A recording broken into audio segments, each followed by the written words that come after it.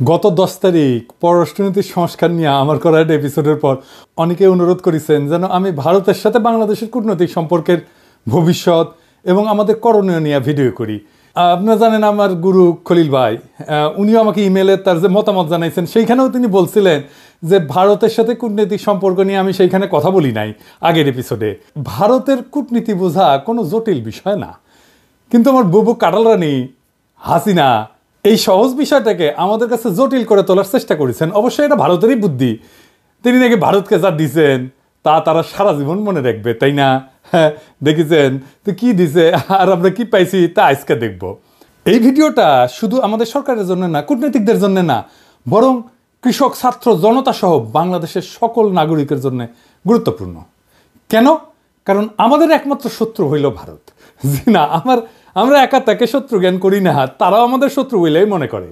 এই শত্রু খেলা তারাই শুরু করেছে, আমরা শুরু করি নাই। এটা আমার অনুমান না, আজকে প্রমাণ করব এবং সবাইরে জানাবো প্রমাণ সহকারে।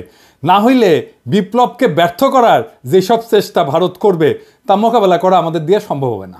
গত 16 বছর হাসিনা যেভাবে আমাদের সরকারের সব দপ্তরে ভারতের স্থানীয় দালালদের ঢুকাইতেছে, তাতে আমাদের জন্য নতুন করে সব ঢেলে সাজানো ছাড়া কোনো গতি নাই। যাই হোক, অনেক কথা আছে, তাই চলেন প্রথমেই দেখে নিই ভারতের কূটনীতিক দর্শন কি বলে।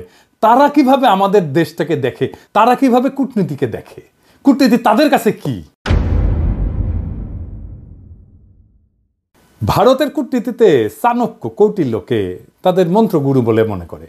এই কৌটিল্য হলো খ্রিস্টপূর্ব 300 শতাব্দীর দিকে ভারতবর্ষের রাজা চন্দ্রগুপ্ত মৌর্যের প্রধানমন্ত্রী। তিনি রাষ্ট্র পরিচালনার উপর একটা বই লিখেছিলেন, অর্থশাস্ত্র নামে। এই বইটা প্রায় দ্বাদশ শতাব্দী পর্যন্ত প্রাচীন ভারতে ব্যবহার করা হইতো। তবে ভারতে মুসলিম সাম্রাজ্যের বিস্তারের পর থেকে এই বইটা কেউ আর খুঁজে পায় নাই। মুসলমান শাসনকর্তারা ভারতের প্রাচীন ফিলোসফিকে জয় বাংলা করে দিছিল। যাই হোক, পরে 1905 সালে আবার সবার অজানা এই মাস্টারপিস ভারতের একজন কৃষক উদ্ধার করছিল এবং একজন সাধারণ ব্রিটিশ সেই বইটা ভারতে সংরক্ষণ করার ব্যবস্থা করে।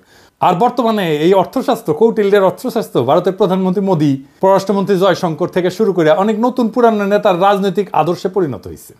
ভারত আবার কৌটিল্য ইকোনমিক কনক্লেভ করার মাধ্যমে এই দর্শন সবার কাছে খাওয়াইতে চায়, দেখাতে চায় এটা আমাদের অরিজিনাল জিনিস, বুঝছাও। এটা ইন্টারেস্টিং গল্প বলি এই কৌটিল্য প্রসঙ্গে। চন্দ্রগুপ্ত মৌর্যকে কৌটিল্য মানে তার প্রাইম মিনিস্টার সামান্য পরিমাণে খাবারের সাথে একটু একটু করে আর্সেনিক মিশাই দিত, মানে সে বিষ যেটাকে বলে। কেন? উদ্দেশ্য ছিল যে একটু একটু করে বিষ খাওয়াইলে তার শরীরে বিষের বিরুদ্ধে একটা প্রতিরোধ ক্ষমতা গড়ে উঠবে, যাতে শত্রুরা তাকে বিষ প্রয়োগে হত্যা করতে না পারে। এটা কিন্তু খুব সাইন্টিফিক, কারণ আধুনিক চিকিৎসা বিজ্ঞানও মিথ্রিডাটিজম বলে একটা শব্দ আছে। এর মাধ্যমে অল্প অল্প মাত্রার বিষ গ্রহণ কইরা বিষের প্রতি প্রতিরোধ ক্ষমতা গড়ে তোলা সম্ভব। ঠিক যেভাবে অ্যান্টিবায়োটিক রেজিস্ট্যান্স হয় না ব্যাকটেরিয়ার, জীবাণুর, ওই রকম আর কি উঙ্কা। তো কথিত আছে যে একবার চন্দ্রগুপ্ত মৌর্যের রানী দুর্ঘটনাক্রমে ওই খাবারটা একটু খেয়ে ফেলে, আর্সেনিকযুক্ত খাবার। রানী তখন সন্তান সম্ভবা ছিলেন। তো বিষের প্রভাব থেকে তার অনাগত সন্তানদের বাঁচানোর জন্য রানীর পেট চিরা কৌটিল্য শিশুকে বাইর করছিল। এটাই হইতেছে ইতিহাসের প্রথম সিজারিয়ান সেকশন, বুঝাও। এই ছেলের নাম হইতেছে বিন্দুসার। বিম্বিসার না আবার কলে বিন্দুসার। বিন্দুসারের ছেলে হইতেছে সম্রাট অশোক। বুঝা গেছে? জীবনানন্দের বর্ণনাটা সেন যখন পড়ি না, উটি লেখা আছে না, বিম্বিসার অশোকের ধূসর জগতে সেখানে ছিলাম আমি। এই বিম্বিসার অশোক বইলা একটা ধাঁধা লাগাই দেন কিন্তু জীবনানন্দ। বিন্দুসার অশোক হইলে পিতা পুত্র হইতো, তাই না? যেটা না করে একটা টুইস্ট দিছে বিম্বিসার কইয়া। এখানে এসে মনে হয় আসলে কি ঠিক পড়তেছি না ভুল পড়িচ্ছি না, তো সেই সময়টা ধূসর হয়ে যাওয়ার জন্য এরকম হয়েছে নাকি, বুঝাও। কি সুন্দর, এটা কাব্যিক একটা মোহের মধ্যে ফেলা দেয়, বুঝেছেন? জীবনানন্দের এটা কালে মুন্সিয়ানা।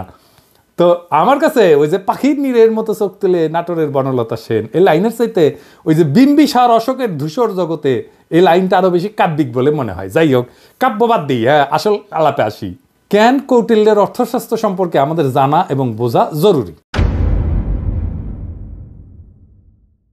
ভারত আমাদের শত্রু রাষ্ট্র না বন্ধু রাষ্ট্র, এই প্রশ্ন সবাই করলেও কোনো রাজনৈতিক দল কখনো সরাসরি উত্তর দিতে স্বাচ্ছন্দ্য বোধ করে না, ভয় পায় আর কি, কখন ভারত তাদের গদি নড়ায় দেয়। তাই বলে সবাই যে কবে যে ভারত আমাদের বন্ধু রাষ্ট্র তাকালে না, এটাই আমাদের সমাজে ইনশাল্লাহ বলার মতোই সত্য। হাসিনা বাবুর আমলে তো ভারতকে বন্ধু বলাটা একটা ফ্যাশন ছিল। বাংলাদেশের কোনো জাতীয় অর্জনে ওই ভারতের প্রধানমন্ত্রী, রাষ্ট্রপতি থেকে শুরু করে মন্ত্রী, মুখ্যমন্ত্রী আগমন খুব কমন ছিল না, সাধারণ ঘটনা ছিল না। কিন্তু হঠাৎ কি হইলো যে ময়ূক পাগলা হইয়া গেল, এই যে দেখেছেন এডিটর সাহেব, এটা দেখান না, ওই তিরিং বিরিং করে লাফায় না, দেখান না, হোক কলে তারেক হেভি টাপাইছে, ওই যে গণ অধিকারের তারেক, বুঝাও তারেকের ভিডিওটা দেখা, তারেক কি কইছিল যে জামাতকে আপনার পাশাত কামড় দিছে, দেখান না ওইটা। আরে বাবর কে, বাবর কে, কে বাবর ভারতের বাপ। হ্যাঁ বাবর ভারতের বাপ। আর আচ্ছা ঠিক আছে, ঠিক আছে, সমস্যা কি বলেন তো? আমার আমার আমার আমার সমস্যা হচ্ছে জামাতি এবং জেহাদিরা, বন্ধ করতে পারবেন? কেন জামাতিরা আপনার পাশায় কামড় দিয়েছে বলেন? বিজেপির নেতারা উল্টা পাল্টা বলা শুরু করলো, এই দেখেন ভিডিও দেখেন। বাংলাদেশের সঙ্গে যুদ্ধ ভারতের কাছে তো কয়েকদিনের ব্যাপার নয়, কয়েক মিনিটেই ফয়সলা হয়ে যাবে। আমরা বড় ভাই হিসেবে চিমটি কাটছে, আঁচড় কাটছে, সহ্য করছি, তো বেড়া আমরা দেবই। বাংলাদেশের সীমান্তে কাঁটাতারের বেড়া বসানোর দরকার হইল, দেখেছেন? আরো কত কি। আসলে বাংলাদেশের সাথে ভারতের কোনো বন্ধুত্ব সম্পর্ক নাই, কখনো ছিল না। তবে ভালো সম্পর্ক আছে তার সেবাদাসী হাসিনা, তার দল আওয়ামী লীগের সাথে। আমাদের পররাষ্ট্র মন্ত্রণালয়ে যারা ভারতে কাজ করেছেন তারা সবাই জানেন যে ভারত আমাদের কতটা নিচু চোখে দেখে। যারা ঘুরতে গেছেন, চিকিৎসা নিতে গেছেন, তারা জানেন যে মুম্বাইতে তো বাংলাদেশের পাসপোর্টধারীদের তারা হোটেলে বুকিং পর্যন্ত দেয় না, দেখেছেন? হাসিনার আমলেও ভারত শুধু আমাদের থেকে সুবিধাই নিছে, কিচ্ছু দেয় নাই।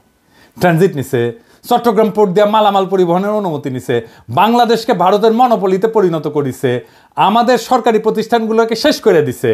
বিনিময়ে আমরা কি ওই মুজিবের আমলে স্বাক্ষর করা ফারাক্কার ন্যায্য পানির হিস্সা পাইছি? পাই নাই।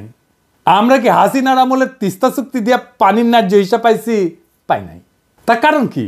কারণটা হইতেছে কৌটিল্যের একটা থিওরি আছে, mandala theory. Mandala Nelson Mandela না, মান্ডালা মন্ডো থিওরি আর কি। তার মানে কোন রাজার পাশের রাজ্য তার বন্ধু না, পাশের রাজ্য হইল তার বন্ধু, বুঝছাও? চলেন একবার ম্যাপ দেখে আসি। ভারতের আশেপাশে যত রাষ্ট্র আছে তার মধ্যে একমাত্র বাংলাদেশের সাথে তার কথিত বন্ধুত্ব ছিল, মানে একমাত্র সেবাদেশী হাসিনার মাধ্যমে সে বন্ধুত্ব ছিল। কিন্তু পাকিস্তান, নেপাল, ভুটান, শ্রীলঙ্কা, মালদ্বীপ, এমনকি মিয়ানমারের সাথে ভারতের অত ভালো সম্পর্ক না, তাই না? বন্ধুত্ব নয়। বাংলাদেশে ভারত প্রভু তার সেবাদাসী হাসিনাকে একটা সুষ্টি দিয়া বুঝ দিছে, ওই যে তো বন্ধু। এটাও আসলে একটা কৌটিল্য মতে ভারতের পররাষ্ট্রনীতির একটা অংশ কলে। এটা আমরা দেখমুনি, হাসিনা ফাসিনা কিছু না। এটা বোঝার জন্য চলেন দেখি কৌটিল্যের পররাষ্ট্রনীতিতে কি লেখা আছে। কৌটিল্যের পররাষ্ট্রনীতিকে বলে 6-fold পলিসি, মানে 6 স্তরের পলিসি। এটা একটা সংস্কৃত খটোমটো বাংলা আছে, ষটগুণ্য সিদ্ধান্ত। যাই হোক, আমি ইংলিশটাই কব, কারণ ইংলিশে কইলে তো ঠিকই কইছি, তাই না? তো যাই হোক, এই 6-fold পলিসি অনুযায়ী পররাষ্ট্রনীতি 6 ভাবে পরিচালনা করা যায়, 6 ভাবে, বুঝছাও? কি কি? শান্তি, যুদ্ধ, নিরপেক্ষতা, আগ্রাসন, জোট এবং দ্বৈত নীতি। হ্যাঁ বুঝছাও? 6টা। তো প্রথম আলাপ হইতেছে শান্তি নিয়ে, মানে কৌটিল্যের শান্তি নীতি কি কূটনীতিতে। কৌটিল্য কয় যে একজন রাজা তখনই শান্তি স্থাপন করবে যখন সে দেখবে যে শত্রু রাজা তার ক্ষতি করার সামর্থ্য রাখে। তার মানে হলো দৌড়ের উপরে রাখতে পারলে ভারত শান্তির কথা বলবে, বুঝছাও? 2001 সালে রৌমারিতে সীমান্তে আমাদের তৎকালীন বিডিআরের মাইরের কথা মনে আছে না? এডিটর সাহেব মাইর হবে, মাইরের সাউন্ড হবে, কেমনে তাদের বিএসএফকে আমাদের বিডিআর জওয়ানেরা দৌড়ের উপরে রাখিছিল, মনে আছে না? হ্যাঁ, তো তখন ভারতের অনেক সৈন্য মারা গেলেও ভারত কিন্তু আমাদের সাথে শান্তি স্থাপন করেছিল, কারণ তারা বুঝেছিল যে বাংলাদেশ তাদের দৌড়ের উপরে, দাবরানির উপরে রাখতে পারে। তাইলে ইন্ডিয়ার সাথে শান্তি স্থাপনের একমাত্র পথ হইতেছে, একমাত্র রাস্তা হইতেছে ওরা দাবরানির উপরে রাখা। আরেকটা উদাহরণ দিই, 1962 সালে ইন্দো-চীন যুদ্ধে চীনা সেনারা ভারতের সেনাদের নাকানি জমিতে খাইছিল, একটা অংশ দখল করে নিয়েছিল। ভারত তখন দ্রুত নাকে খত দিয়া চীনের সাথে শান্তি স্থাপন করেছিল, কারণ ভারত জানতো যে চীনকে আক্রমণ করলে তাদের খবর আছে, বুঝেছাও? তার মানে ওরে যত দাবরানির উপরে রাখবেন ও শান্তি করে আপনার কাছে আসবে। এক নাম্বার সূত্র কয়া দিলাম। তাই আমাদের সেনাবাহিনীর সাহস নিয়ে লড়াই করার কিছু ডেমো ভারতকে দিয়ে দিতে হবে। আমরা অলরেডি একটা ডেমো দিছি যখন নতুন করে বর্ডারে কাঁটাতার লাগাইতে গেছিল না, কিন্তু এটা তেমন কোনো ডেমো হয় নাই, এটা আরেকটু ভালো করা লাগবে আর কি। আবার ফাইজলামি করলে না, রৌমারির কথা মনে করাই দিতে হবে, কলে মাথায় ঢুকাই দিতে হবে যে ভারতকে দৌড়ের উপরে রাখলে তারা শান্তির কথা বলবে। ওর তত্ত্ব দিয়াই ওরে মাইট দিতে হবে। ও কেমনে কূটনীতি চালায়, ওর কূটনীতির মাইন্ডে কি কাজ করে সেটা বুঝা ওর মতো যদি কাজ করেন তাইলে কেস ফতে। এবার আসেন যুদ্ধনীতি। কৌটিল্যের যুদ্ধনীতি কি? কৌটিল্যের মতে একজন রাজা তখনই যুদ্ধের জন্য আক্রমণ করবে যখন দেখবে যে তার অবস্থান শত্রুর চেয়ে শক্তিশালী। কথা সত্য। এই যে 1971 সালের কথাই ধরেন না, পাকিস্তান যখন আমাদের আক্রমণ করলো তখন ভারত আমাদের সাথে এসে সাথে সাথে যুদ্ধ করে নাই। তারা দেখিছে যে আমাদের মুক্তি বাহিনী কতটুকু যুদ্ধ করতে পারে। যখন মুক্তি বাহিনী আমাদের পাইরা ফেলাইছে না পাকিস্তানি বাহিনীদের, যখন দেখেছে যে মূল কাম সাইরা ফেলাইছে, তখন 3রা ডিসেম্বর 71 সালের মুক্তিযুদ্ধের শেষের মাত্র 13 দিন আগে যৌথ কমান্ড গঠন করিয়া মুক্তিযোদ্ধাদের ক্রেডিট নিয়ে বাংলাদেশকে স্বাধীন করিয়া দেওয়ার ক্রেডিট নিয়ে নিছে। বুঝছাও, এটা হইল ভারতের সামবাজ যুদ্ধনীতি। এরা তখনই যুদ্ধ করবে যখন তারা বুঝে যে তাদের জেতার সম্ভাবনা 100%। অনেকেই জানেন যে শেখ মুজিবের বান্ধবী যে ইন্দিরা গান্ধী, সেই সময়ের ভারতের সেনাপ্রধান জেনারেল মানেকশকে জুন মাসে কইছিলেন যে এই যুদ্ধ শুরু করতে, কিন্তু রাজি হন নাই। কারণ তখন বাংলাদেশে বর্ষাকাল এবং তাদের সেনারা বাংলাদেশে বর্ষায় যুদ্ধ করলে পাকিস্তানের কাছে গোয়ারা আসবে। সত্যি কথা, আমার কথা না, মানেকশর কথা। তার মুখে শুনেন দাও কি কইছে, এডিটর সাহেব শুনে দেন। And if I were to go in, I guarantee you 100% defeat. I said to Mrs. Gandhi, will you now give me your orders? All right, cabinet will meet again at 4 o'clock. So everybody started walking out, I being the junior one. A smile on my face as I was going out. She said, Chief, stay behind. So I said, Prime Minister, before you open your mouth, shall I send in my resignation on grounds of health, mental or physical? And she said, oh, sit down, Sam, tell me. Everything you told me is the truth. I said, yes, everything I've told you is the truth. I said, it's my job to fight to win, not to lose. And she smiled at me, she said, all right, Sam, you let me know when you're ready. এই যে 13 দিন যুদ্ধ করেছিল, যুদ্ধের পর যে লুটপাট শুরু করেছিল, সেই সময় কিছু বীর সেনা অফিসারের কারণে ঠিক মতো করতে পারে নাই। মেজর জলিলের কথা মনে আছে, সে বাধা দিছিল এবং তারে গুম করে ফেলছিল। ওই সময় যে করতে পারে নাই লুটপাটটা, এটা গত 53 বছর ধরে পোষায় নিছে ইন্ডিয়া। তাই আমাদের সশস্ত্র বাহিনীকে মনে রাখতে হবে যেন ভারত কখনো এমন সুযোগ আছে বলে ভুলও না করে। প্রফেসর ইউনূসের সেনাবাহিনীর শীতকালীন মহড়ায় যাওয়ার ব্যাপারটা অনেকটা সেই রকম। আমি খুবই পছন্দ করেছি এটা। অনেকে না বুঝলেও আমাদের সবার শ্রদ্ধেয় প্রফেসর ইউনূস স্যার বুঝতে পারিছেন যে এই মহড়ার কত গুরুত্ব। এইসব মহড়া ঘন ঘন করতে হবে, বুঝছাও। শুধু শীত না, বর্ষাতেও করতে হবে। যে শীত বর্ষা কিছুই যে ভারতের কোনো কাজে আসবে না, ওটা বুঝা দেওয়া লাগবে, বুঝছাও। ভারতের মনে যেন ভয় অটুট থাকে, তারা যেন কোনোভাবে বাংলাদেশকে আক্রমণের খায়েশ করতে না পারে। এখন কৌটিল্যের মতে ভারত এই যে যুদ্ধ নীতি, এটা কেমনে করবে? এটা 3 ভাবে করবে, 3 প্রকারে করবে। কি ভাবে?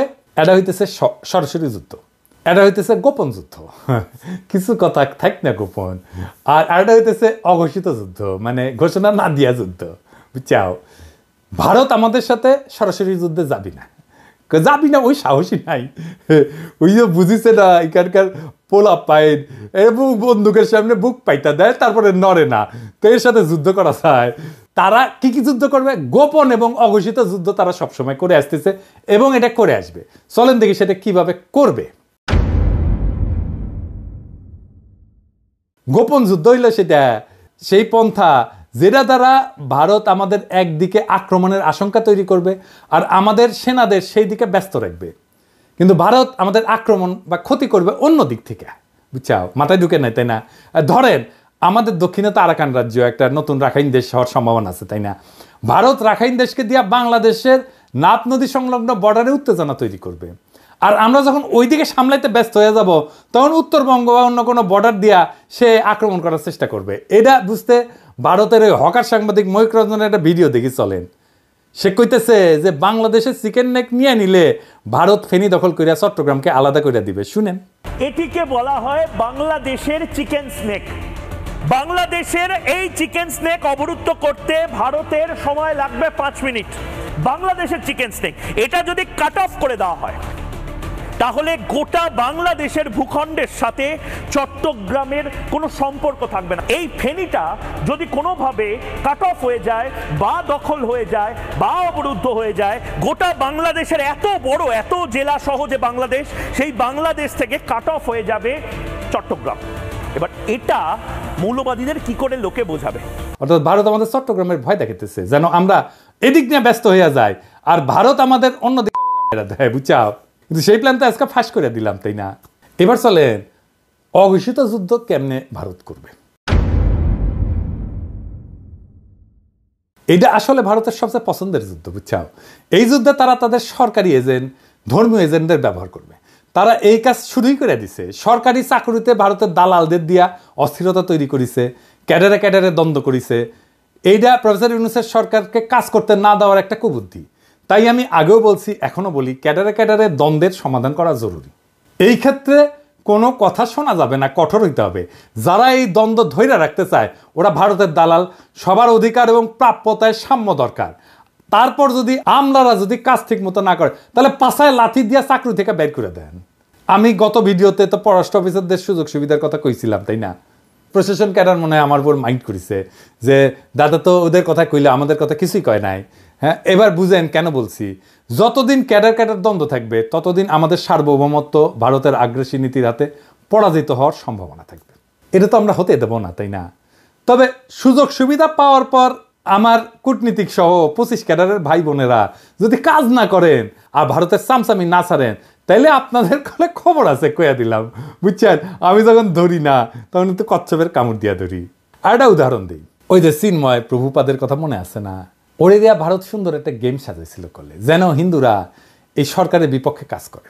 সাথে ভারতের কিছু বেতনভোগ বাংলাদেশি দালালও ছিল, ওই যে প্রথম আলো, তার দিল্লি স্টার, এটা আছেই। কিন্তু ইউনূস স্যার সেই ওখানে আসার মেরে দিচ্ছে ভালো করিয়া। একইভাবে দিল্লির সাতপন্থীদের দিয়া ধর্মপ্রাণ মুসলমান তাবলিগের সদস্যের মধ্যে মারামারি সৃষ্টি করছেন, সেটাও আমরা সামলাইছি কলে। এইরকম আরও আসবে, কিন্তু এখন আর লাভ হবে না, কারণ সবাই বুঝে গেছে যে ভারত কিভাবে এই কাজটা করে বা করবে। এইটা ভারতের অনেক প্রিয় মেথড, কিন্তু প্রিয় পদ্ধতি। ভারত আগেও তাই করেছে। 1975 সালে শেখ মুজিব জয় বাংলা করে দেওয়ার পরে ভারত আমাদের পার্বত্য চট্টগ্রাম এলাকায় শান্তি বাহিনীকে ফান্ড করেছিল, ট্রেনিং দিছে, তারপরে অশান্তি সৃষ্টি করেছে। আর এই হারামজাদা কাদের সিদ্দিকী ওরে আশ্রয় দিচ্ছে, আদের সিদ্দিকী তার বাহিনী নিয়ে বাংলাদেশের ভিতরে আসে আক্রমণ করিত, এবং কাদের সিদ্দিকীর বাহিনীর সাথে আমাদের সেনাবাহিনীর যুদ্ধ হইতো। কিন্তু অনেকে গলে বীরুত্তম খেতাবও পাইছে, এবং আমাদের অনেক অফিসার মারা গেছে, সৈনিক মারা গেছে। আর এই হারামজাদা রাজনীতি করিচ্ছে, ওর তো এখন জেলে থাকা উচিত। আবার দেখেন, ওই যে শেখ মুজিব জয় বাংলা হওয়ার পরে যে শান্তি বাহিনীকে ফান্ড করেছিল না ইন্ডিয়া, আবার যখন কাঁঠাল রানী 1996-তে ক্ষমতা এসেছে তখন ইন্ডিয়া আবার ওই সমস্যার সমাধান করে দিচ্ছে 1997 সালে, যেন আওয়ামী লীগ বাহবা পায় আর বাংলাদেশ তাদের হুকুমের দাসী হাসিনা দ্বারা পরিচালিত হয়। একই কাজ তারা শ্রীলঙ্কায় করেছে তামিল হিন্দুদের নিয়ে, নেপালে করেছে মাওবাদীদের নিয়ে, পাকিস্তানে বেলুচিস্তানে একই গল্প। বাংলাদেশে যেন তারা এই কাজ করতে না পারে সেই দিকে লক্ষ্য রাখতে হবে। বর্ণ, গোত্র, ধর্ম নিয়ে যারা লাভ দেবে, ঝামেলা করার চেষ্টা করবে, ইসলামকে বাংলাদেশে বিতর্কিত করার চেষ্টা করবে, এরা সবাই ভারতের দালাল, এটা মাথায় রাখতে হবে। এবার দেখি কৌটিল্যের নিরপেক্ষতা কূটনীতি কি। কৌটিল্য কাছে যদি কোনো রাজা মনে করে যে তার শত্রু রাষ্ট্রের ক্ষমতা তার সমান এবং এই ক্ষমতার সাম্য তাদের পারস্পরিক ক্ষতি হইতে বিরত রাখে, তবে রাজা সেই রাজ্যের প্রতি নিরপেক্ষ থাকে। মজার কথা মানে হইল, ভারত যদি মনে করে বাংলাদেশ তাদেরকে জয় বাংলা করে দিতে পারে যে কোনো সময়, তাইলে ভারত আমাদের সাথে নিরপেক্ষ আচরণ করার সিদ্ধান্ত নেবে। এই ধরেন 5ই আগস্টের পর আমরা যখন ইলিশ দেওয়া বন্ধ করেছিলাম তখন ভারতের বাহাদুরি কিন্তু শেষ হয়ে গেছিল। তো ওরা তখন আমাদেরকে তেল দিয়া, কালারানির প্রতি প্রেম কিছুটা বিসর্জন দিয়া আমাদের থেকে ইলিশ নিচ্ছে, আমরা দিছি। যদিও এই সিদ্ধান্তটা আমাদের অনেকে পছন্দ হয় নাই, কেননা আমরা সেই সিদ্ধান্ত বুঝে নিছি কিনা জানি না। তবে এখন এইসব চাল আমাদের বুদ্ধি করে চলতে হবে। ভারতকে বুঝাই দিতে হবে যে 1971 সালে আমাদের সহায়তা করার প্রতিদান অনেক গুণে আমরা দিছি, এখন আমরা আমাদের ন্যায্য পাওনা আদায় না করে আপনাদের কিছু দিব না। আর একটা উদাহরণ দিই, 2008 সালে যখন মুম্বাইতে আক্রমণ হয় না, ওই যে তার দায় কলে ভারত পাকিস্তানকে দিছিল, অনেক হম্বিতম্বি করেছিল, কিন্তু তারা পাকিস্তানে কোনো সামরিক আক্রমণ চালায় নাই। এর কারণ হইল পাকিস্তান একটা নিউক্লিয়ার শক্তি, ওরে আক্রমণ করলে ভারত জয় বাংলা হয়ে যাবে, এটা ভারত বুঝে, তাই তারা হাক ডাক দিয়া চুপ ছিল। বুঝা গেছে ব্যাপারটা? শক্তিতে সমান সমান টক্কর দিতে হবে, টক্কর দেওয়ার ক্ষমতা, আমার টক্কর দেওয়ার ক্ষমতা আছে, এইটা বুঝাই দিতে হবে। এবার আসেন কৌটিল্যের আগ্রাসন নীতি। কৌটিল্যের দর্শন মোতাবেক একজন রাজা যখন নিজের শক্তি বৃদ্ধি করে তখন সে শত্রু রাজ্যকে আক্রমণের প্রস্তুতি নেয়। এটা কিন্তু ভারত খুবই মানে হইল যে এটা ভারতের পছন্দের একটা মেথড, এইভাবে সে মাপে অন্যরে। এই যে ধরেন রৌমারির কথা, 2001 সালে রৌমারিতে ভারতের সেনারা আমাদের জয় বাংলা হওয়ার পরে ভারত কিন্তু চুপ ছিল, কারণ আগেই বলছি। এরপর আমাদের বুবু যখন 2008-এ 111-এর নকশা ক্ষমতা আসে, তার কয়েকদিনের মাথায় ভারতের প্রতিশোধ নেয় বিডিআরে হত্যাকাণ্ড কইরা, 57 জন সেনা অফিসারকে হত্যা কইরা। শুধু তাই না, বিডিআরের গৌরবময় ইতিহাস যেন বাংলাদেশে না থাকে তাই তারা কাঁঠাল রানীকে দিয়ে নাম পরিবর্তন কইরা বিজিবি বানায়, পোশাক বদলায়। দেখেন হাসিনার দাসত্ব। আমরা যেহেতু এটা এখন বুঝে গেছি, আমরা আবার বিডিআরকে তার আসল নামে ফেরত নিয়ে যাব। বিডিআর নামে পরিচিত হবে, তাদের আধুনিক অস্ত্র দেব, ফেরায় দেব তাদের গৌরবের ইউনিফর্ম। এই নাম শুনলে আর ইউনিফর্ম দেখলে ভারতের 2001 সালের কথা মনে থাকবে, আর পাতলা পায়খানা হয়ে যাবে। এইটা আমাদের প্রথম কৌশল। দেখেন ভারতের সেনা প্রধানের বক্তব্য। I am in touch with the chief of Bangladesh during the time of when this changeover took place. I was in constant touch with him, and even thereafter in November 24 we had a video conference also. As far as the military cooperation is concerned, is again going up in the same way. Our officers have moved there for the NDC also. There is no let up on that side. The only thing is, as far as the joint exercise which is carried out, because of the situation as of now, that we have postponed for some time, and as and when the situation improves, that exercise will also go on. When we talk about the relationship we should talk about when there is an elected government. So as of now, the relationship is with the military is well and perfect. 5 আগস্টের পর 5 মাস হয়ে গেল ভারত তার কোনো মন্ত্রী বা সংস্থা প্রধান কখনো এই ধরনের কথা বলে নাই। আমি আমার আগের ভিডিওতে বলছিলাম যে ভারতের প্ল্যান মোতাবেক সব চলতেছে, এবং এই প্ল্যান মোতাবেক চালাইতেছে ভারতের আরেক সেবাদাস ওয়াকার। আমার কথা অনেকেই বিশ্বাস করেন নাই, অনেকেই আমাকে কইছেন ওয়াকার একটা বিপ্লবের শক্তি। এখন দেখেছেন তো, এখন দেখেন ভারতের সেনা প্রধান বলে তার সাথে নাকি অন্তর্বর্তীকালীন সরকার গঠনের পুরা সময় জেনারেল ওয়াকারের সাথে যোগাযোগ ছিল। অর্থাৎ ওয়াকার সাহেব যখন রাজনৈতিক নেতাদের নিয়ে অন্তর্বর্তীকালীন সরকার গঠনের চেষ্টা করতেছিলেন, তখন তিনি নিয়মিত ভারতের সেনা প্রধানের সাথে যোগাযোগ রাখতেছিলেন। রাষ্ট্রদ্রোহী কাজ করছেন তিনি। ওয়াকার সাহেব হয় আপনি বিপ্লবের স্পিরিট ধরতে পারেন নাই এবং হাসিনার আমলের অভ্যাস 2 দিনে ছাড়তে পারেন নাই, অথবা আপনাকে ভারতের সেনাপ্রধান ফাঁসাইয়া দিছে যাতে বাংলাদেশের সেনাবাহিনীর সর্বোচ্চ নেতৃত্ব বিপ্লবের বিপক্ষে কাজ করতেছে এটা জনমনে ছড়ায় দেওয়া যায়। এইটা বাংলাদেশকে এবং বাংলাদেশের মানুষের মনোবল ধ্বংস করার চেষ্টা। এভাবেই গত 5 মাস ভারত নিজেদের কৌশল ঠিক করেছে এবং বাংলাদেশের সকল মানুষকে এটা বোঝানোর চেষ্টা করতেছে যে ভারত এখনো আমাদের প্রভু। এবং এইটা বোঝানোর জন্য তাদের প্রথম টার্গেট আমাদের হাসিনা বাবুর ফুফাতো বোনের জামাই সেনাপ্রধান ওয়াকার সাহেব।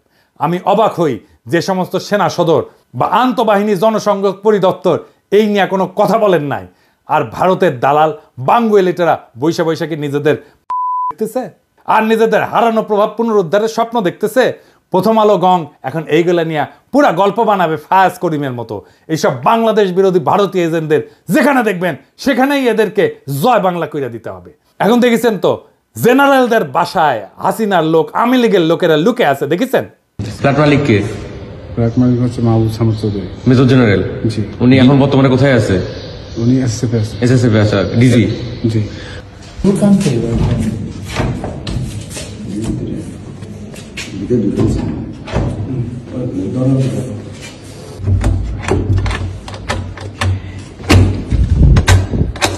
এক্সকিউজ মি, কেউ যদি থেকে থাকেন আসেন, কথা বলেন, বের হন, নাইলে আমরা কিন্তু দরজা ভাঙতে বাধ্য হব।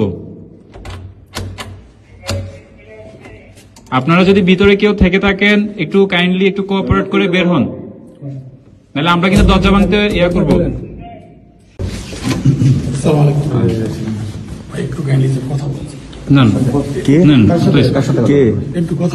বলেন কে? ভাই আমি তো স্যার সাহেবের সামনে আসেন, সামনে আসেন, সামনে আসেন, সমস্যা নাই। বাতিগুলো লোক বলেন। মহিলা বন্ধ করে আপনি একটু আসেন।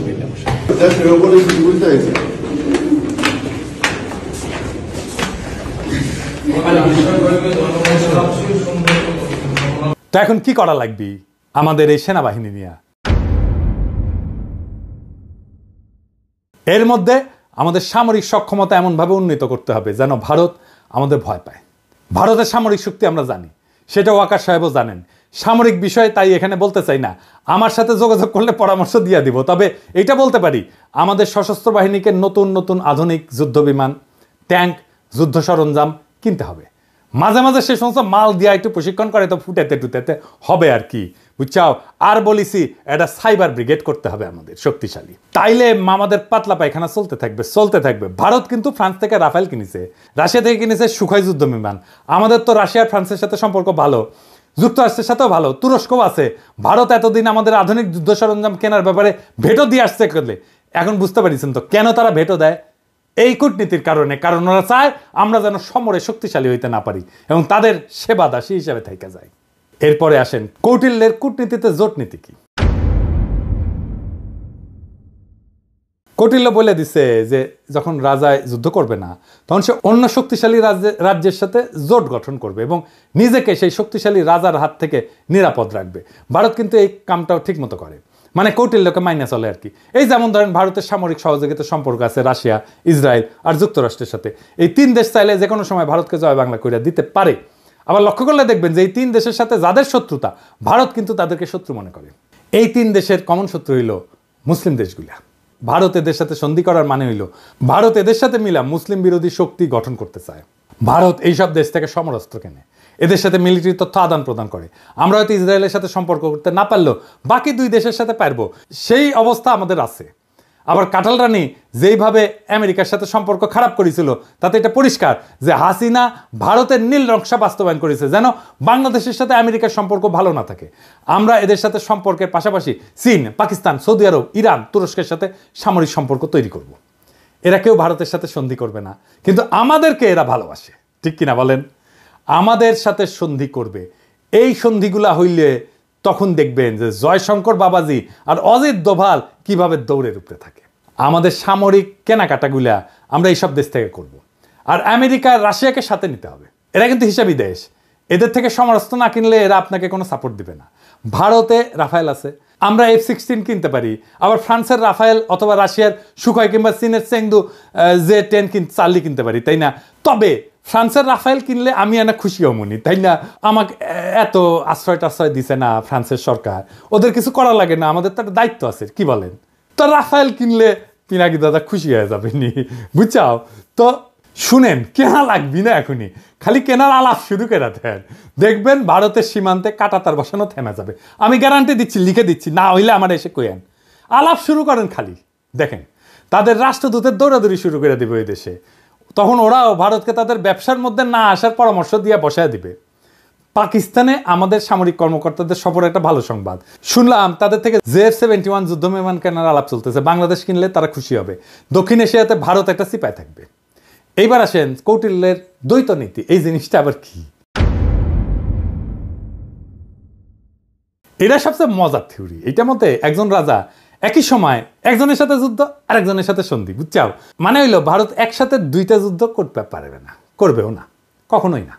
দেখবেন যখন পাকিস্তানের সাথে যুদ্ধ খেলে তখন অন্য কারোর সাথে সেই খেলা দেখায় না। গত 16 বছর তো আওয়ামী লীগ ভারতকে বাম্পার সুবিধা করে দিছিল। বাংলাদেশ তো তাদের দখলেই ছিল, তাই না? ভারত নিশ্চিন্তে অন্যদের সাথে ঝামেলা করে গেছে। এখন তো সেই মজা আর নাই। এখন আমরা ভারতের শত্রু সকল দেশের সাথে আলাদা আলাদা করে সম্পর্ক তৈরি করব। আধুনিক বিশ্ব ব্যবস্থায় সম্পর্কের অন্যতম মাধ্যম হইল ব্যবসা এবং বাণিজ্য, এই সম্পর্ক জোরদার করা।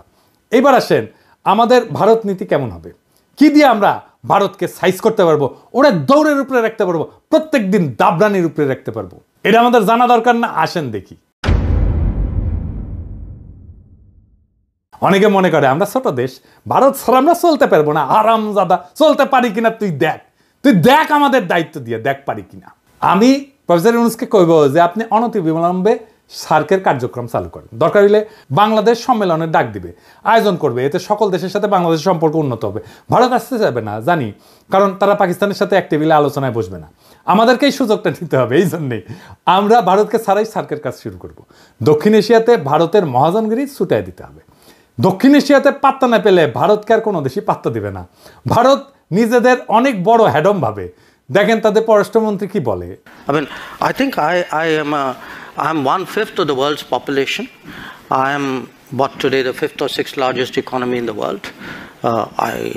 I mean, forget the history, civilization bit, everybody knows that.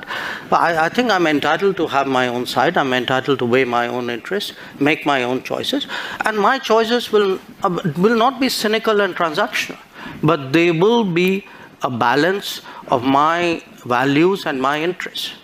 There is no country in the world which disregards its interests. SAARC চালু হইলে দেখবেন ভারতের পায়জামা ঢিলা হয়ে গেছে, ওর ফিতা খুঁজে পাচ্ছে না। সাথে আমরা অবজারভার হিসেবে নিব চীন, রাখাইন, এইসব দেশকে, তারা খুশি হবে। আফগানিস্তানকে নিব, রোহিঙ্গা সমস্যার সমাধানে নতুন গতি আসবে। আর ইন্ডিয়াকে আমরা বাস দিতেই থাকবো। আগে কইছিলাম যে ভারত তার কোনো প্রতিবেশী দেশকে বন্ধু মনে করে না। আমরা ভারতকে বন্ধু মনে করার কোনো ঠেকা নেই আছে, ওরাই তো মনে করে না। আমাদের ভুলে গেলে চলবে না যে আমরা 18 কোটি মানুষের একটা বাজার, পৃথিবীর 8ম বৃহত্তম বাজার, আমাদের ক্রয় ক্ষমতা বিশ্বে 25তম। আমাদের এইখানে সবাই তার পণ্যের বাজার করতে চাইবে, সবাই। আওয়ামী লীগ বাংলাদেশকে ভারতের একক বাজারে পরিণত করছিল। বিগত 5 বছরে, বিশেষ করে কোভিডের পর ভারত থেকে আমাদের আমদানি কতটা বাড়িছে দেখেছেন? দেখেন, শুধু 2022 সালে ভারত থেকে বাংলাদেশ আমদানি করেছিল $14 বিলিয়ন, আর যেখানে বাংলাদেশ থেকে ভারত আমদানি করেছিল মাত্র $2 বিলিয়ন। মানে হইল হাসিনা বাংলাদেশের টাকায় ভারতের কোভিড থেকে হওয়া ক্ষয়ক্ষতি মিটানোর ঠিকানি ছিল। না হলে ভারতের এত দুঃখ তো কোনো কারণ দেখি না। ভারতের সাথে আমাদের ব্যালেন্স অফ ট্রেড হবে সমান সমান, লাগলে আমাদের পক্ষে বেশি হবে, কারণ ভারতের জনগোষ্ঠী আমাদের 10 গুণ। আমরা যা ভারত থেকে কিনবো, ভারতের আমাদের 10 গুণ কিনতে হবে আমাদের কাছ থেকে। ভারত আমাদের থেকে সমান সমান আমদানি না করলে আমরা ভারত থেকে পণ্য আমদানি বন্ধ রাখবো।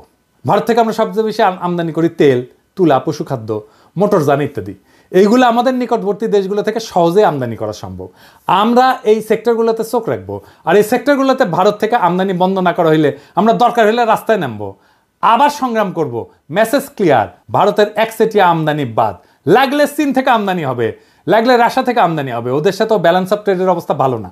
তবে ভারতের শত্রু আমাদের বন্ধু হইতেই পারে, আর আমাদের সাথে ফাজলামি করলে আমরা চীনকে দিয়ে ভারতের কান চুলকাইতে পারবো। তখন ভারত বুঝবে যে কৌটিল্য আমরাও বুঝে গেছি, বুঝছাও। আর বুঝেছেন তো, আমি তো কইছিলাম যে রাশিয়া থেকে ট্রাক কেনা লাগবে। এই যে দেখেছেন না ট্রাক কত সুন্দর, দেখেছেন? রাশিয়া থেকে ট্রাক কেনেন, ইন্ডিয়ার ট্রাক দিয়ে কি করবেন? দেখেছেন, মুখে হাসি ফুটেছে। এই যে আমার ক্ষুদ্র ভাতারা খুশি হয়ে গেছে রাশিয়ার ট্রাক দিকে। তা আমাদের ভারত নীতি খুব সোজা। 1971-এর পর থেকে আওয়ামী লীগ যে চুক্তি করেছে ওইগুলো আমাদের পুনর্বিবেচনা করতে হবে। ভারত যদি কোনো চুক্তি না মানে তাহলে আমরা সব চুক্তি বাতিল করে দেব। ভারত বাংলাদেশের 64টা অভিন্ন নদীর একটা নদীতে যদি ঠিক মতো পানি না আসে তাহলে ভারতের ট্রানজিট বন্ধ করে দেওয়া হবে। সীমান্তে ওদের শাকসবজি কাঁচামাল যেন পয়সা নষ্ট হয়ে যায়। একবার এই কাজ করে দেখবেন ভারত কিভাবে সোজা হয়ে থাকে। আমরা যেভাবে হাসিনার রেমিটেন্স বন্ধ করে দিছিলাম না, ঠিক সেইভাবে ভারতের বাংলাদেশ থেকে উপরি কামাই যদি বন্ধ করে দেন তাহলে দেখবেন ওই সোজা। ভারতে কেউ শপিং করবেন না, ভারতে কেউ চিকিৎসা করতে যাবেন না। ভারতের টিভি চ্যানেল বাংলাদেশে চালানো হলে বাংলাদেশের টিভি চ্যানেলগুলো ভারতে চালাতে দিতে হবে। আমাদের টিভি চ্যানেল টাকা দিয়ে কিনতে হবে ওদের। এই বাজার হারানোর ভয় ভারতের মধ্যে ঢুকলেই দেখবেন সব ঝরঝরা। সেদিন দেখলাম বাংলাদেশ সরকার ভারত থেকে 1137 কোটি টাকার ডিজেল কিনবে বলে সিদ্ধান্ত নিচ্ছে। কি আর করবো, কি আর বলবো, বুঝতে পারছি না। জুলাই বিপ্লবের পরে আমাদের প্রায় 2000 ছাত্রছাত্রী পান হারাইলো ভারতের সেবাদাসী হাসিনার পুলিশের গুলিতে। এখন আমাদের ডিজেল কেনার জন্য আর ভারত ছাড়া কারোর চোখে পড়ে না। তো এই জ্বালানি উপদেষ্টার সাথে আমার অনেক বন্ধু বান্ধব ওনারা সম্মান টন্মান করে, সেজন্য কিছু কইছিলাম না এতদিন। কিন্তু বুঝেন জ্বালানি উপদেষ্টা সাহেব, কামটা আপনি খুব খারাপ করেছেন। আপনারা ওয়ার্নিং দিলাম, ডিজেল কেনার জায়গা পান না আপনি। হ্যাঁ, আরও তো 6টা দেশ থেকে তো ডিজেল তেল কিনতেছেন। এই যে দেখেন তো ওই 6 দেশ থেকে ডিজেল কেনা যেত না কেন? ভারত থেকে তেল কেনার দরকার পড়লো, কুরকুরানিটা কই? জ্বালানি উপদেষ্টা সাহেব, আপনাকে জাতির সামনে এই প্রশ্নের উত্তর দিতে হবে। সামে সিকোনে প্রচুর কাম করিচ্ছেন কলে, নাইলে বিপ্লবী জনতা আপনাকে কেন বিশ্বাস করবে? ইউনূস স্যার, আপনি কি এই ব্যাপারে জানেন? নাকি বিএনপির সাথে সমঝোতা হওয়ার পর এখন বিএনপির চাপে আপনারা এই সিদ্ধান্ত নিতেছেন? নিলে জানান, আমরা তো আছি। যেই দল গত 10 বছরে মুরগির ক্ষোভ থেকে বাইরে হতে পারে নাই, সেই দল এখন নিজেদের জুলাই আন্দোলনের মাস্টার মাইন্ড বলে, আবার ক্ষমতা আসার জন্য ভারতের সাথে আতাত করে যেন ভারতের প্রভুত্ব বাংলাদেশে টিকে থাকে। এমনিতে আপনাদের জনসমর্থন কেমন এটা তো বুঝতে পারছেন। মানে ওই দলকে কইতেছি যে আসতে চায় ক্ষমতায়, তারপরে যদি ভারতের দাস হিসেবে পরিচিত পান তাহলে ক্ষমতা আসলেও সে ক্ষমতা ধরে রাখতে পারবেন না। হাসিনারে নামাইতে যদি 36 দিন লাগে, আপনারা 36 ঘন্টায় নামায় দেওয়া যাবে। খুব সাবধান, এটা ইন্টারনেটের যুগ, উন্নত প্রযুক্তির দুনিয়ায় কিন্তু সরকার চালানোর অভিজ্ঞতা আপনাদের নাই। আমরা জানি কিভাবে কি করতে হয়, আপনাদের চেয়ে আমরা অনেক ধাপ আগে। আমাদের সাথে পরামর্শ করেন, নইলে কি করতে গিয়ে কি খাইয়া ফিরে আসবেন তা কিন্তু বুঝবার পারবেন না। ভারতে আমাদের সব কাজ স্লো করে দিতে হবে, দূতাবাসে আমাদের লোকের সংখ্যা কমাই দিতে হবে, পররাষ্ট্র উপদেষ্টা এই জিনিসটা ভালো করে খেয়াল রাখবেন, ওই লোক দিয়ে আমাদের আসন্ন বন্ধু দেশের মিশনগুলোকে শক্তিশালী করেন। ভারত আমাদেরকে ভিসা না দিলে আমরা ভিসা দিব না, আমাদের দূতাবাসে আক্রমণ করলে আমরা ওদের শান্তিতে থাকতে দেবো না। ইউনুস স্যার তো ভদ্র মানুষ, আপনি না পেলে আমাদেরকে বলবেন, আমার ক্ষুদ্র ভাতা এবং ভগিনীরা ভারতের পাশে আগুন ধরাই দিবে, লাগলে জায়গা মতো আগুন ধরাই দেব। আমাদের কোনো সরকারি কর্মকর্তা ভারতে প্রশিক্ষণে যাবে না। কেন যাবে না জানেন? আসেন বলি। কারণ এইসব প্রশিক্ষণ দেওয়া এতদিন ভারত আমাদের সব অফিসারদের প্রোফাইল বানিয়েছে, বুঝছেন? তাদের কার কি পছন্দ অপছন্দ, কারে পয়সা দিলে হবে, কারে মেয়ে ধরাই দিতে হবে, তা সব জানে এবং এই কাজ করেছেও। কিন্তু এই যে সানিউল কাদের দেখেছেন না, ধরা খেয়েছিল, তারা ইউএনএদেরকে ডিসিদেরকে নিয়ে গেছে দেরাদুনে, কূটনীতিকদেরকে পড়াইছে দিল্লিতে। তাই আমাদের সরকারি অফিসারদের বিশেষ করে যারা ভারতে প্রশিক্ষণ নিছে তাদের শুদ্ধি পরীক্ষা নিতে হবে, এবং এরা সব কয়টা বিক্রি হয়ে গেছে। আমাদের অফিসাররা ভারতে প্রশিক্ষণে গেলে তাদের অফিসারদেরকেও আসতে হবে এখানে। এটা অবশ্য ফরেন সার্ভিস একাডেমি করে, তবে এইটা আরও বেশি করা দরকার। ভারতের অফিসারদের প্রোফাইল তৈরি করতে হবে, এবং এর একই সাথে আমাদের চরিত্র ঢিলা অফিসারগুলো আছে না, ওদের আপাতত কাজ করা বা পদায়ন থেকে বিরত রাখতে হবে। নইলে তারপর 2 পেগ মেরে আবার হোয়াটসঅ্যাপে ফ্যান খুলে দিবে, ভারত সেই সমস্ত ছবি জোগাড় করে তাদের দিয়ে গুপ্তচরগিরি করাইবে, বুঝছো? এটা ওদের একটা পলিসি করে। এখন আপনারা যেহেতু ভদ্রলোক, সেই জন্যে সুশীল, সেই জন্যে আপনারা ওদেরকে দূরে রাখেন যাদের চরিত্র ঢিলা। আমি যদি ফরেন মিনিস্টার হইলাম ইনি, তাইলে ওই হানি ট্র্যাপ ফেলা ইন্ডিয়ার মায়াগরে তাদের ডাবল প্রমোশন দিলাম ইনি। ইন্ডিয়া হানি ট্র্যাপে ফেলানো ছাড়া আর কিছু পারে না। তাই তাদের এই হানি ট্র্যাপ আইডিয়া জয় বাংলা করে দিতে হবে। যখন কইতে পারবেন পারলে আরো পাঠা, তোর দেশে মায়েরা আমার কাছে আসে কেন, তুই পারিস না, তো আমি তোরে সাহায্য করতেছি, আরো পেটে দিস বান্দা হাজি, সেই দিন তাদের এই অস্ত্র আর কাজ করবে না। তাদের দর্শন, তাদের ফিলোসফি তাদের বিরুদ্ধে প্রয়োগ করা লাগবে। তখন কইবেন যে পিনাকি যা কইছিল তার কতটা সত্যি, যদিও পিনাকি বাংলাত কছে, বগুড়ার ভাষাত কছে, তাও কলে এটা সত্য কইছে। তাই ভারতে আমাদের সকল সরকারি কর্মকর্তার ট্রেনিং বন্ধ, একেবারে ফুল স্টপ। এবার আসেন শেষ কথা। পররাষ্ট্রনীতিতে শেষ কথা বললে কিছু নাই। এক দেশ নিয়ে পলিসি করাটাও বিপজ্জনক। এক দেশের সাথে সম্পর্ক স্থাপন করা শুধু সেই 2 দেশের ব্যাপার না, অনেক বিষয় মাথায় রাখতে হয়। তবে ভারত যেহেতু স্পেশালভাবে আমাদের গত 53 বছর লুট করে গেছে, তাই আমাদের এখন সময় আসছে ভারতকে নিয়ে ভাবার, নতুন কইরা পলিসি তৈরি করার। কৌটিল্য ভারতের আইডিওলজিক্যাল গুরু বলে, তবে এমন গুরু ওদের অনেক আছে, কিন্তু কৌটিল্যের ব্যাপারটা একটু আলাদা। তাই ইউনুস স্যারকে আমি বলবো, আপনাদের সব সরকারি কর্মকর্তাদের কৌটিল্য পড়ান, বই পড়তে বলেন, পরীক্ষা নেন। ভারত যেভাবে আমাদেরকে সাইকোলজিক্যালি করাপ্ট করেছে না, আমরা এখন ওদের সাইকোলজি শিখবো তাদেরকে করাপ্ট করার জন্যে। আজকেই আর ফল আসবে না, কারণ সরকারে তাদের অনেক গোপন সেবাদাসী আছে। তবে এইভাবে আগাইলে আশা করা যায় আমরা 5-10 বছরের মধ্যে আমাদের হারানো মেরুদণ্ড আবার ফিরে পাবো। আর আওয়ামী লীগ হইল ভারতের দাস, দেশের শত্রু। এটা আজ আবার প্রমাণ করলাম, এটা দর্শন দিয়া করলাম। এইবার অনেকে তো বলে যে পিনাকি না বুঝেই বলে, তাদের জন্য সমালোচনার আহ্বান রইল।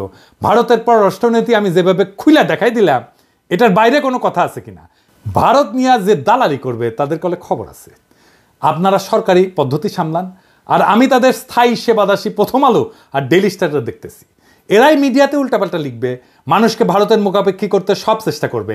আগাম কইয়া দিলাম আপনাদের প্ল্যান চেষ্টা করে দেখেন, ফাল দিলে কলে খপ করে ধরবো, ধরে ফেলামো। জিয়াফতে এখন লোক হচ্ছে ক্যাঙ্কা, দেখেছেন? আজকে আয়োজিত হতে যাচ্ছে সামাজিক জিয়াফত। এই জিয়াফতের উদ্দেশ্য হলো শহীদ পরিবার, আহত সহযোদ্ধা এবং ছাত্র জনতাকে সম্মান জানানো। এই জিয়াফতে 5000-এর অধিক মানুষকে গরু জবাই করে খাওয়ানোর ব্যবস্থা করা হয়েছে। আমরা যদি চারপাশটা একটু দেখাই, আপনারা এই পাশটায় দেখেন কি পরিমাণ মানুষ এখানে স্বেচ্ছায় এসে উপস্থিত হয়েছে। তাদের উপস্থিতি প্রমাণ করে শহীদদের প্রতি সাধারণ মানুষের এবং আহতদের প্রতি সাধারণ মানুষের ভালোবাসা এবং আবেগ কতটা বেশি। বাড়ির সামনে কলে গরু ফেলামু আর জবদমু, গরু ফেলামু আর জবদমু, কাইন্দা কলে কুল পাবেন না। তখন আবার কয়েন না সাবধান করি নাই। ইনকিলাব জিন্দাবাদ।